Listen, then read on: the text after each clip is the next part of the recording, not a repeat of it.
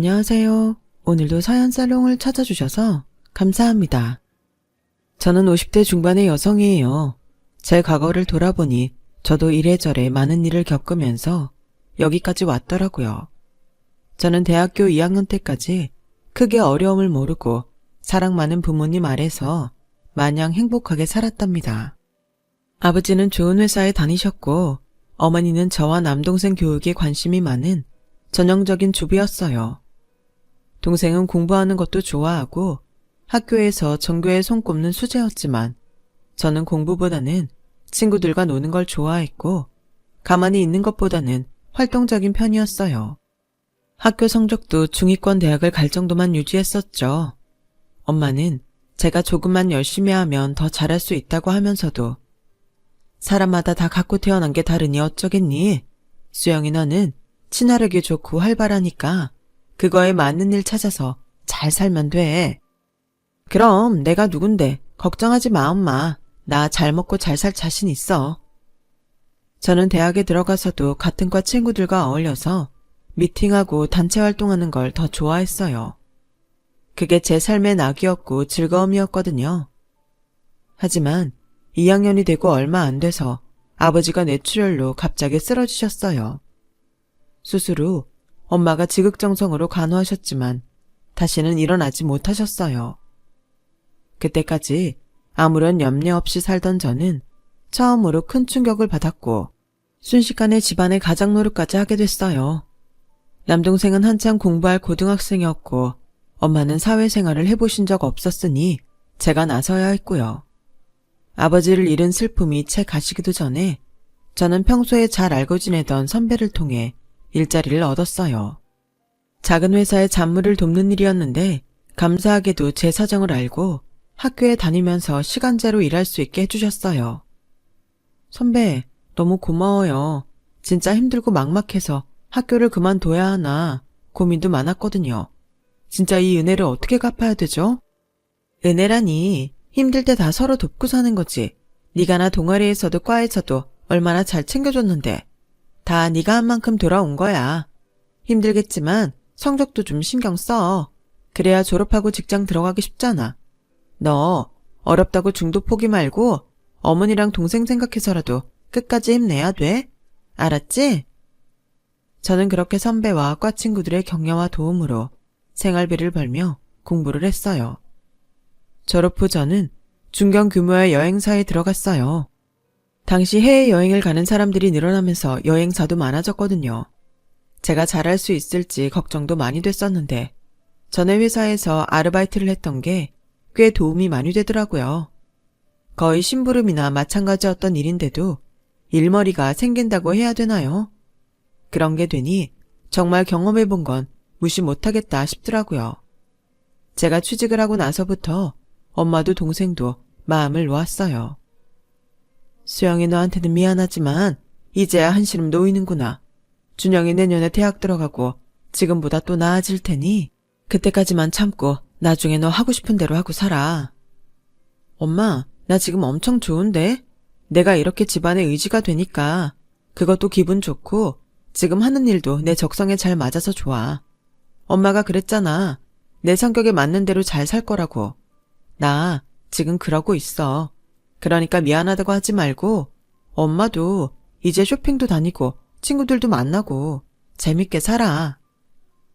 엄마는 아빠가 돌아가신 다음부터 저희도 모르게 마트에 나가서 아르바이트도 하시고 엄청 절약하며 사셨어요.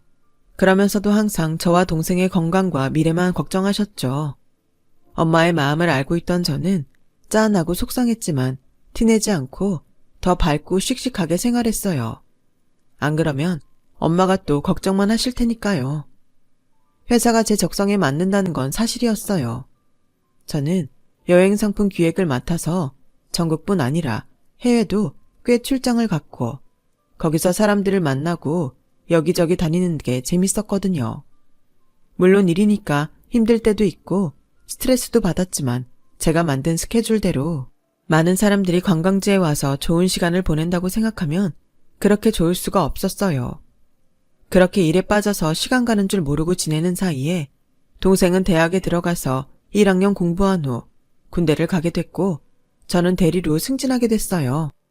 김 대리는 일만 할 거야. 이제 남자 만나서 연애도 하고 결혼 준비도 슬슬 해야지. 차장님, 그런 말씀 하실 거면 남자부터 소개시켜 주고 하세요. 저는 회사 사람들이 왜 솔로로 혼자 지내냐고 제 사생활을 간섭할 때마다 기분이 좋지는 않았지만 농담처럼 잘 넘기곤 했어요.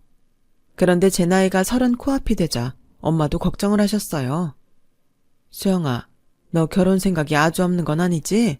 준영이도 조금 있으면 졸업하고 이제 우리 집 걱정 안 해도 되는데 네가 너무 일에만 매달려서 남자를 거들떠보지도 않는 것 같아. 집 때문에 그러는 거면 이제 마음 푹 놔도 돼. 그런 거 아니 엄마. 나 진짜 지금 일이 좋아서 그래. 남자야 좋은 사람 만나면 당연히 결혼할 거야. 이제 나 집 걱정 안 하니까 그런 생각하지 마.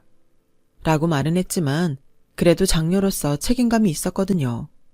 제가 결혼하고 나면 더 쓸쓸해하실 엄마도 걱정됐고 제가 없이 지내실 노후의 경제적 생활이 걱정돼서 보험도 이것저것 들고 했기 때문에 솔직히 말하자면 결혼에 신경 쓸 여유가 없었어요. 조금이라도 더 일하고 벌어서 돈을 마련해야 했으니까요. 동생이 졸업하고 바로 취직한다고 해도 사회 초년생인데 아무래도 모으는 것보다는 쓰는 돈이 많을 게 뻔했고요. 저는 주변의 염려와 결혼 독촉에 때가 되면 좋은 사람 만날 거라고 입버릇처럼 말하게 됐어요. 그런데 말이 씨가 된다더니 몇 달쯤 지나서 정말 남자를 만나게 됐어요. 저희 회사가 대형 여행사에 상품을 납품하게 되면서 기업 대상의 패키지를 처음 만들게 됐거든요. 그래서 대기업과의 미팅을 하게 됐는데 남편이 담당이었어요. 몇 번의 미팅이 오간 후에 저는 패키지 기획을 마무리했고 그날 남편은 처음 제게 데이트 신청을 했어요. 김 대리님, 저 처음부터 호감이 있었는데 모르셨어요? 일하는 도중에 이러면 저를 선수라고 생각하실까봐 꾹 참았는데 이런 제 마음 생각해서라도 한번 만나주세요. 처음에는 인상이 깐깐하고 차가워 보였는데 의외로 귀여운 데가 있어서 저절로 웃음이 나더라고요. 알겠어요. 그런데 저 아니다 싶으면 뒤도 안 돌아보는데 혹시 제가 다시 안 만난다고 해도 일에 지장 주시면 안 돼요. 에이, 저를 뭘로 보시고 이래봬도 공사 구별은 뚜렷하다고요. 그렇게 저희의 만남이 시작됐답니다. 남편은 첫인상 때보다 편하고 부드러운 면이 있어서 한 번, 두 번 만나다 보니 그냥 사귀는 사이가 되고 말았어요. 1년이 좀 안 되게 만나던 어느 날 남편은 오랜만에 바람을 쐬러 간 호숫가에서 제게 프로포즈를 했어요. 수영아, 나는 처음 너를 본 순간부터 이 사람이다 하는 강렬한 운명을 느꼈어. 이제는 우리가 앞으로의 인생을 함께할 때가 된 것 같아. 결혼하자. 너하고라면 평생 행복할 자신 있어. 일할 때 빼고는 평소 좀 우유부단했던 사람인데 박력 있게 말하는 모습을 보니 정말 확신이 있나 보다 했어요. 남편은 제게 운명을 느꼈다고 했지만 저는 사실 아니었고 호감을 느낀 것도 몇 번 만나다 보니 인상과 달랐던 게 좋아서였기 때문에 그런 말들이 좀 부담스러웠어요. 게다가 2번 정도 남편 어머니를 잠깐 뵌 적이 있는데 굉장히 화려한 분이어서 다가가기 어렵게 느껴졌어요. 그런 점들 때문에 바로 대답하기 어려웠던 저는 망설이기만 했죠. 제가 대답을 하지 않고 만나는 것도 핑계대며 자꾸 미루자 남편은 퇴근 시간에 장미꽃다발을 들고 제 회사 앞에 와서 다시 청혼을 하더라고요. 이번에는 모두 다 듣게 공개적으로요. 김수영, 사랑한다. 결혼하자. 우리 꼭 행복할 거야. 저는 창피하기도 하고 왜 저러나 싶어 화도 냈지만 그만큼 저를 좋아하고 절실하니 저러는구나 싶어 좀 감동했어요. 결국 다음날 저는 프로포즈를 받아들였고 남편은 밤에 집에 찾아와서 엄마와 남동생에게 인사를 했어요. 수영이 남자친구 있는 건 알고 있었는데 이렇게 결혼한다고 찾아오는 거 보니 내가 다 벅차네. 부디 둘이 잘 살고 우리 수영이 행복하게 해줘야 돼. 염려 마세요 장모님. 저희 잘 살 거예요. 우리가 죽이 참 잘 맞거든요. 죽이야 좋을 때만 맞는 거지 싸울 때도 그런 건 아니잖아요. 아무튼 우리 누나 힘들게 하면 그때는 알아서 해요. 처남, 나는 형제가 없어서 좀 외롭게 컸거든. 앞으로 동생처럼 생각할 테니까 날 형이라고 불러. 그런 건 시간이 좀 지나야죠. 라며 동생은 좀 시큰둥하게 대했지만 그래도 제 결혼을 축하해줬어요. 저희는 결혼식장 예약이 가장 빠른 날짜를 잡고 초고속으로 준비를 해서 결혼을 했어요. 정말 정신없이 시간이 지나가서 뭘 어떻게 했는지 지금도 거의 기억나는 게 없을 정도였어요. 이제 와서 돌이켜보면 그때 차근차근 준비했더라면 시어머니나 남편에 대해 더 잘 알 수 있었을 거고, 그러면 제 인생이 바뀌었을지도 모른다는 생각이 들기도 해요. 결혼하고 보니 제가 시집살이를 해야 될 사람이 시어머니 말고도 또 있었어요. 남편도 아버지가 일찍 돌아가셔서 홀어머니라 친정엄마처럼 잘 보살펴 드려야겠다고 마음먹었거든요. 그런데 남편의 이모, 그러니까 시어머니 여동생이 꼭 같이 따라붙더라고요. 오히려 간섭이 더 심할 지경이었어요. 예, 너는 눈이 어디 달렸길래 이런 그릇을 골랐니? 이거 백화점에서 파는 건 맞아? 어디 도매상에서 산 거 아니야? 넌 젊은 애가 센스 없게 식탁이랑 소파를 이런 걸 들여놨니? 물건 보는 눈이 없어도 너무 없네. 라며 주말마다 몰려와서 시이모가 잔소리를 하고 나면 시어머니가 우리 친구들 만나러 가게 용돈 좀 줘. 명색이 며느리 본 사람이 시시한 턱을 낼 순 없잖아. 알아서 우리 얼굴 먹칠 안 할 만큼 줘야 된다. 이런 식으로 한 달도 넘게 계속 저의 자존심을 짓밟으며 돈을 타갔고, 처음에는 좋게 넘어갔던 저도 결국 터지고 말았어요. 어머니 이제 그만하실 때도 되지 않았어? 우리가 용돈 드리기로 한 게 있는데 자꾸 따로 달라고 하시면 생활비에서 나갈 수밖에 없잖아. 당신은 왜 가만히 보고만 있어? 갑자기 왜 이렇게 화를 내? 깜짝 놀랐잖아. 엄마랑 이모가 관심이 좀 많긴 하셔. 내가 돈 얘기는 해볼게. 라며 제가 화낸 것만 기분 나빠하더라고요. 기가 막히긴 했지만 일단 지켜보기로 했어요. 하지만 그 후에도 시어머니와 시이모는 아무 때나 집에 들이닥쳤고 올 때마다 용돈을 타갔어요. 심지어 제 화장품 중에 새 거가 있으면 그것도 가져갔고요. 남편과는 계속 싸우게 됐어요. 엄마랑 이모를 놔둬라 어쩌라는 거야. 내가 묶어놓고 당신한테 오지 말라고 해. 그리고 당신 너무 무섭다. 원래 이런 사람인데 그동안 가면 쓴 건가? 솔직히 내가 중간에 끼어서 이게 뭔가 싶네. 이러려고 결혼한 게 아닌데. 누가 할 소린지 모르겠네. 뭐? 우리가 행복할 거라고? 잘 살 수 있다고? 이게 신혼이야. 시이모는 볼 때마다 트집 잡고 시어머니는 돈 달라고 하는데 어떤 사람이 화를 안 내? 생활비가 모자라도 돈을 드리라는 당신이 이상해. 아, 몰라. 나한테 더 이상 이러지 마. 나도 힘들다니까. 정말 말이 통하지 않았어요. 결혼 한 달 만에 저는 잘못된 결정을 했다고 엄청난 후회를 하고 말았죠. 그렇다고 이혼을 하자니 선뜻 내키지 않았어요. 그때는 이혼녀 딱지가 붙는 게 두려웠거든요. 어떻게든 참고 살 생각만 하며 하루하루 버티다가 아이를 유산하고 말았어요. 저는 그때 계속 밥도 제대로 못 먹고 잠도 잘 못 잤기 때문에 아이가 생겼다는 인식도 하지 못하고 있었어요. 회사에 갔다 왔는데 유난히 몸이 무겁고 걸음이 안 걸어지더라고요.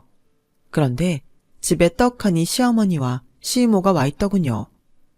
너는 회사 갔다가 어디 쇼핑이라도 하고 오니? 왜 이리 늦어? 일찍 다녀야지. 뭔 회사 일 지 혼자 다 아는 줄 알겠다. 야, 제가 회사만 갔다 오는지 네 말대로 쇼핑을 하는지 어디서 놀다 오는지 알게 뭐니? 내 아들은 하루 종일 쎄 빠져라 대기업 사무실에서 일하는데 쟤는 여행사 핑계대며 놀 거 다 놀걸? 어머니, 다른 건 참아도 제 일 가지고 그러는 건 저도 힘드네요. 저도 제 일에 자부심 있어요. 그 사람 일은 그런 식으로 말씀 안 하시잖아요. 야, 까놓고 말해서 걔랑 너랑 같니?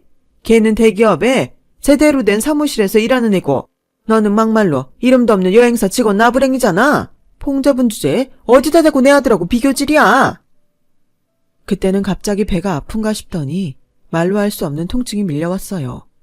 저는 더 이상 말도 못하고 그 자리에 쓰러져 배를 부둥켜 안고 있는데 두 사람이 제 지갑을 열고 돈을 빼가더라고요. 어머니, 저 구급차 좀 불러주세요. 야, 엄살 떨지 말고 우리 아들 오면 챙겨 먹을 거나 해. 우리 간다. 저는 결국 하혈을 하다가 혼자 119에 연락을 해서 병원 응급실에 가게 됐어요. 남편은 모든 처치가 끝나고 제가 입원실에 간 후에 병원에 왔더군요. 그런 남편을 동생이 보자마자 한 대 쳤다고 하더라고요. 당신 집안 의외로 다혈질인가 봐. 당신도 그래서 화가 많나? 어떻게 사람한테 주먹질을 할 생각을 하지? 우리 이혼하자. 제 말에 남편은 놀라서 잠시 아무 말도 못하더라고요. 아니, 아무리 화가 난다고 해도 그렇지 이혼이라는 말을 그렇게 쉽게 꺼내? 이성적으로 차분히 생각해야지. 사람이 왜 그래? 그러니까 이혼하자고. 당신 어머니나 이모가 어땠는지 생각도 안 하고 무조건 나나 우리 집안이 어쩌고 저쩌고 하는 소리도 듣기 싫고 당신이 우리 집 오지 말아라. 과한 용돈 요구하지 말아라. 그런 말도 제대로 못하는 것도 싫어. 무엇보다 이런 상태로 평생 살 자신이 없어. 내가 왜 이렇게 실려와야 했는지, 당신 어머니가 아파서 쓰러진 나를 두고 뭐라고 했는지 다 듣고도 이러는 거면 나는 희망이 없어.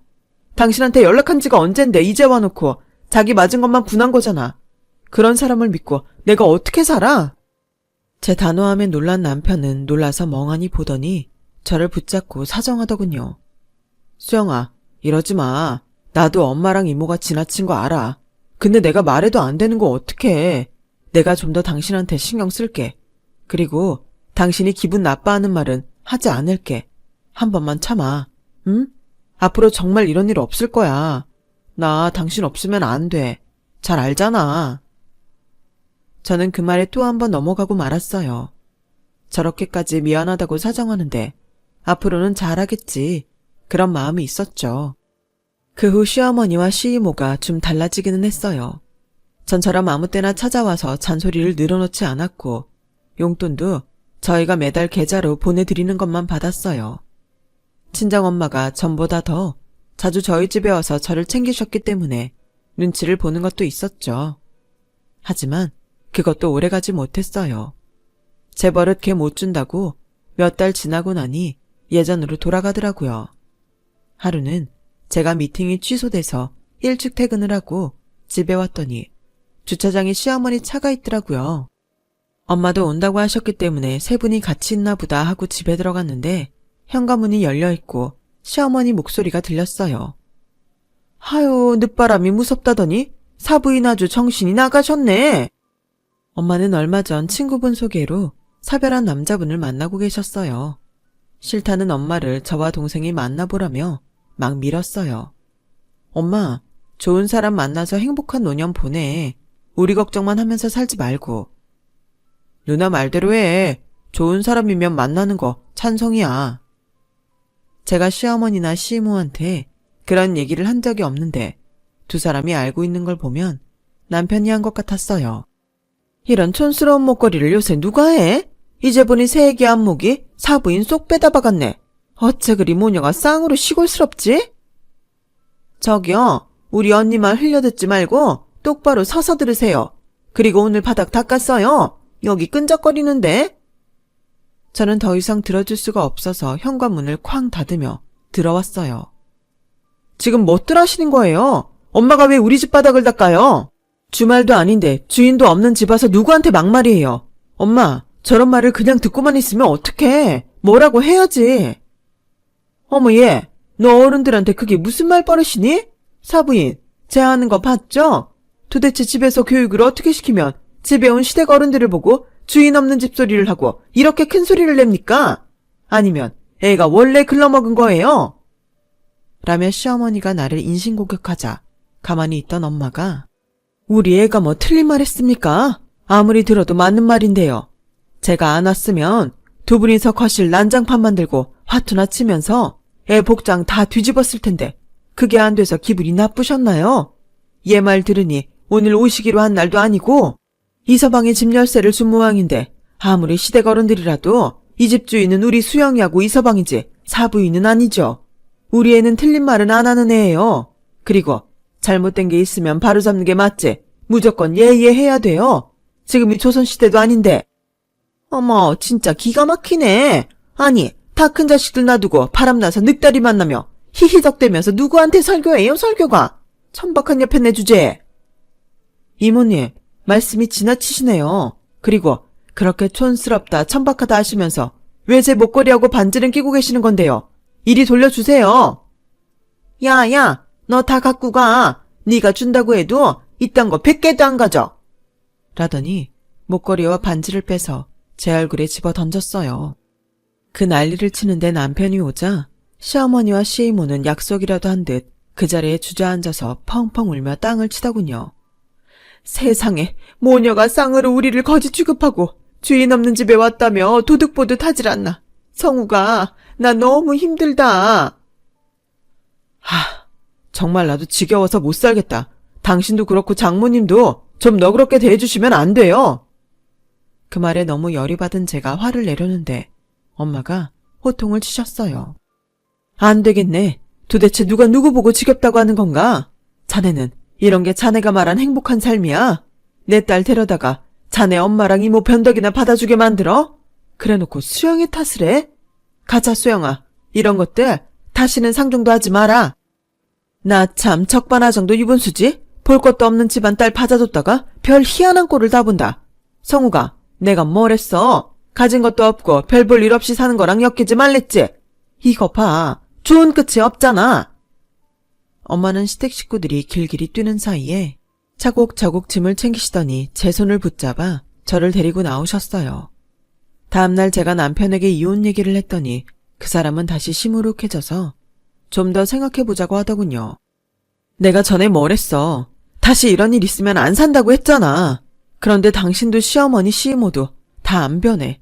절망적이야. 그래도 좀 더 생각할 시간을 갖자. 저희는 잠시 따로 지내기로 했어요. 희한하게도 별거를 시작하면서부터 회사 일이 잘 풀리기 시작하더군요. 제가 원했던 대형 여행사 해외팀으로 옮기게 됐거든요. 전부터 가고 싶었던 곳인데 마침 경력직 채용 공고가 났고 면접에서 저를 좋게 봤다며 합격 통보를 알려왔어요. 그래도 살 길이 다 열리는구나 싶어 저는 감사한 마음으로 회사를 옮기고 다시 일에 빠져서 열심히 살았어요. 제가 지난 직장에서 워낙 이런저런 일들을 많이 했던지라 크게 어려움 없이 적응했고 웬만한 일 처리도 당황하지 않고 할 수 있었어요. 회사에서도 저를 좋게 봤고 이직하고 1년이 채 안 돼서 승진을 하게 됐어요. 이제 김 차장이라고 해야겠네. 이거 이번에 직원들 가족여행 가라고 나온 거야. 제일 좋은 거 먼저 주는 거니까 앞으로도 열심히 해. 감사합니다, 대표님. 최선을 다하겠습니다. 해외여행 비행기 티켓에 최고급 호텔에서 묵을 수 있는 패키지 이용권이었어요. 저는 바빠서 제대로 쉬지도 못하는 동생한테 꼭 휴가 내라고 연락하고 엄마와 함께 여행 갈 계획을 세웠어요. 그런데 갑자기 남편한테서 연락이 오더니 만나자고 하더군요. 목소리가 어째 심각해서 무슨 일이 있나 싶어 어쩔 수 없이 만났죠. 급하게 필요해서 그러는데 돈 좀 마련해줘. 어디 맡겨놨어? 급하다고 하면 내가 돈을 줘야 돼? 우리 아직 부부잖아. 너무 이러지 말라고. 사람이 사정을 하면 좀 들어줘야지. 됐어. 난 그럴 필요를 못 느끼겠어. 그리고 말이 나왔으니까 말인데 이제 이혼하자. 나는 다시 당신하고 살 마음 없거든. 이혼이라는 말 쉽게 하지 말고 이렇게 부탁할게. 진짜 필요해서 그래. 그럼 무슨 일 때문인데 받을 수 있을지 모를 돈을 빌려달라는데 이유는 알아야 될 거 아니야. 됐다. 넌 진짜 이기적이야. 라며 남편은 끝까지 말을 안 하고 돌아갔어요. 그리고 저희 가족이 여행 가기 하루 전에 갑자기 경찰서에서 전화가 왔어요. 시어머니와 시이모가 저와 엄마를 찾는다는 거였어요. 그분들이 시어머니 시이모님은 맞는데 저희랑 지금 왕래가 없거든요. 왜 우리를 찾는지 모르겠네요. 이분들이 부동산 사기로 돈을 떼먹고 돌려주지 않아서 피해자들이 고소장하고 진정서를 접수했어요. 저희는 그런 일하고 관계 전혀 없어요. 근데 왜 저희를 찾는데요? 그쪽에서 돈을 해결해 줄 거라고 하는데요. 정말 어이가 없고 기가 막히더군요. 남편은 그 돈을 해달라고 저한테 온 거였어요. 한두 푼도 아니고 몇 억이나 사기를 쳤는데 눈을 묻지 말고 달라고 하더니 사람이 어떻게 그렇게 뻔뻔한지 모르겠더라고요. 제가 거절을 했더니 얼마 안 있어 엄마한테 전화가 걸려왔어요.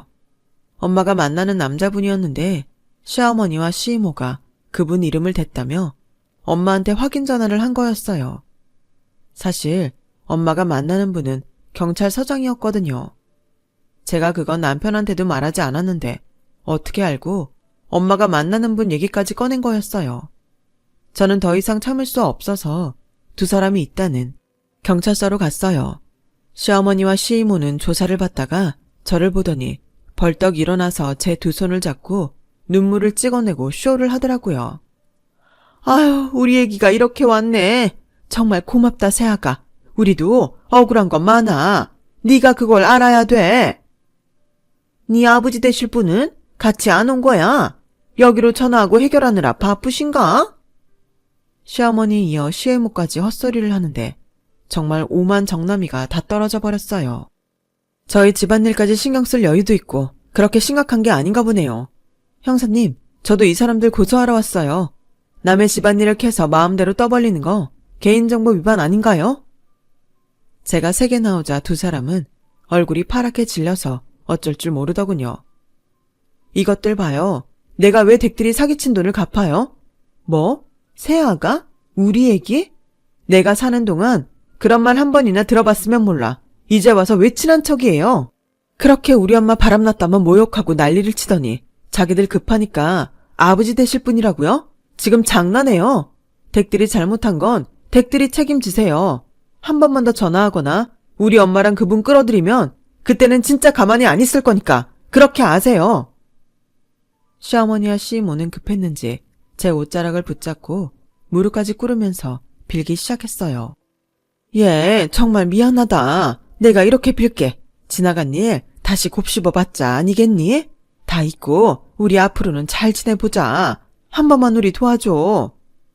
그래, 나도 이제 더는 니네 사는 거 간섭 안 할게.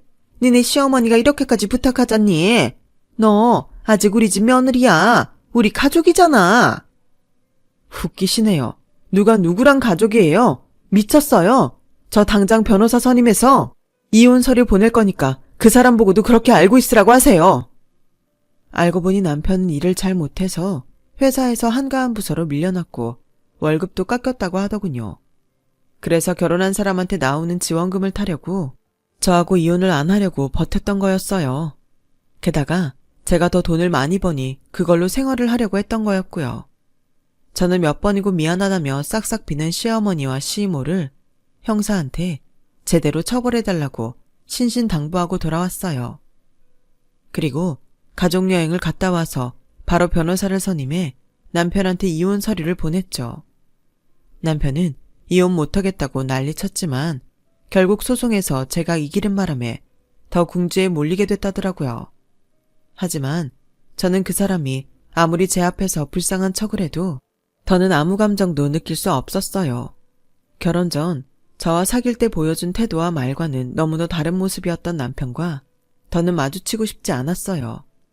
결국 시어머니와 시이모는 이전에 사기쳤던 것까지 드러나서 징역 2년이라는 비교적 생형량을 받았다고 하더군요. 남편도 회사에서 쫓겨나 다른 데 취직도 못하고 여기저기 전전하다가 지방 어디로 갔다는 소식만 들었어요. 지금은 어디서 어떻게 사는지 알지도 못하고요. 엄마는 경찰서장이셨던 그분과 재혼을 하셔서 지금은 경기도에서 행복한 노후를 보내고 계신답니다. 저도 재혼을 해서 예쁜 딸아이를 둔 엄마가 됐고요. 다시는 결혼 안 한다고 했는데 정말 착하고 좋은 사람을 만나서 이제야말로 평범한 결혼 생활을 하고 있어요. 제 이야기는 여기까지예요. 지금까지 들어주신 분들 모두 건강하시고 매일 행복하시길 바랄게요. 감사합니다. 여러분, 사연 댓글에 응원과 현명한 조언 부탁드려요. 좋아요와 구독은 저에게 큰 힘이 됩니다. 오늘도 좋은 일 가득하세요.